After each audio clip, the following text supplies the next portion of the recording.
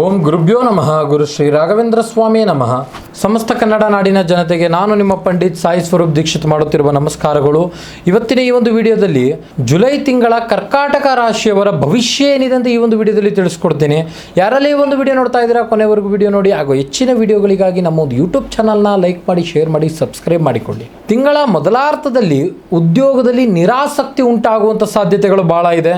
ಆದರೆ ಜುಲೈ 15ರ ನಂತರ ಸೂರ್ಯ ಮತ್ತೆ ಮಂಗಳ ನಿಮ್ಮ ರಾಶಿಗೆ ಬರೋದ್ರಿಂದ ಉದ್ಯೋಗದಲ್ಲಿ ದೊಡ್ಡ ಮಟ್ಟದಲ್ಲಿ ಒಂದು ಅಧಿಕಾರ ಪ್ರಾಪ್ತಿಯಾಗುವಂಥದ್ದು. ನಿಮ್ಮ ರಾಶಿಯಲ್ಲಿ ಮಂಗಳ ಸೂರ್ಯ ಪ್ರಭಾವ ಇರೋದ್ರಿಂದ ನಿಮ್ಮ ಕಚೇರಿಯಲ್ಲಿ ನಿಮ್ಮ ಒಂದು ಸಿಟ್ಟು ಅಗ್ರೆಷನ್ಗಳು ಹೆಚ್ಚಾಗುವಂಥದ್ದು ಇರುತ್ತದೆ. ಇನ್ನು ಆರ್ಥಿಕವಾಗಿ ಈ ತಿಂಗಳು ತೀವ್ರ ಏರಿಳಿತಗಳು ಕಂಡು ಬರ್ತೀರಿ. 12ನೇ ಮನೆಯಲ್ಲಿ ಗುರು ಇರೋದ್ರಿಂದ ಧಾರ್ಮಿಕ ಕಾರ್ಯಕ್ರಮಗಳಿಗೆ ಮತ್ತು ವಿದೇಶ ಪ್ರಯಾಣಕ್ಕೆ ದೊಡ್ಡ ಮಟ್ಟದಲ್ಲಿ ಹಣ ಖರ್ಚಾಗುವಂಥ ಯೋಗವಿದೆ. 8ನೇ ಮನೆಯಲ್ಲಿ ರಾಹು ಇರೋದ್ರಿಂದ ಯಾವುದೇ ಒಂದು ಶಾರ್ಟ್ ಕಟ್ನ ಮೂಲಕ ಹಣವನ್ನು ಹೂಡಿಕೆ ಮಾಡಲಿಕ್ಕೆ ಹೋಗಬೇಡಿ. ಇನ್ನು ವ್ಯಾಪಾರಸ್ಥರಿಗೆ ಈ ತಿಂಗಳು ಒಂದು ಹೊಸ ಹೂಡಿಕೆ ಮಾಡಲು ಒಳ್ಳೆ ಸಾಮರ್ಥ್ಯವಿದೆ. ಮಾರುಕಟ್ಟೆಯಲ್ಲಿ ನಿಮ್ಮ ಸ್ಪರ್ಧೆಯ ಎದುರುಗಡೆ ನಿಮ್ಮ ಮೇಲುಗೈ ಸಾಧಿಸ್ತೀರಿ.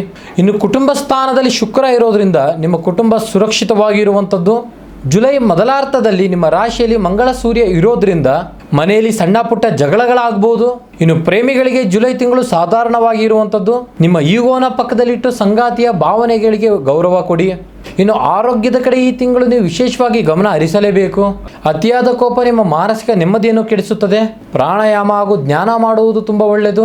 ಕರ್ಕಾಟಕ ರಾಶಿಯ ಅಧಿಪತಿ ಚಂದ್ರ ಆಗಿರತಕ್ಕಂಥ ಸೋಮವಾರ ದಿನ ಶಿವನಿಗೆ ಹಾಲಿನ ಅಭಿಷೇಕ ಮಾಡಿ ಓಂ ನಮೋ ಶಿವಾಯ ಎನ್ನುವ ಮಂತ್ರವನ್ನು ಜಪಿಸಿ. ಇದಾಗಿತ್ತು ಕರ್ಕಾಟಕ ರಾಶಿಯವರ ಜುಲೈ ತಿಂಗಳ ಒಂದು ಮಾಸ ಭವಿಷ್ಯ. ನಿಮ್ಮದು ಕೂಡ ಕರ್ಕಾಟಕ ರಾಶಿಯಾಗಿದ್ದರೆ ಓಂ ನಮೋ ಶಿವಾಯ ಎಂದು ಕಮೆಂಟ್ ಬಾಕ್ಸ್ನಲ್ಲಿ ಕಮೆಂಟ್ ಮಾಡಿ.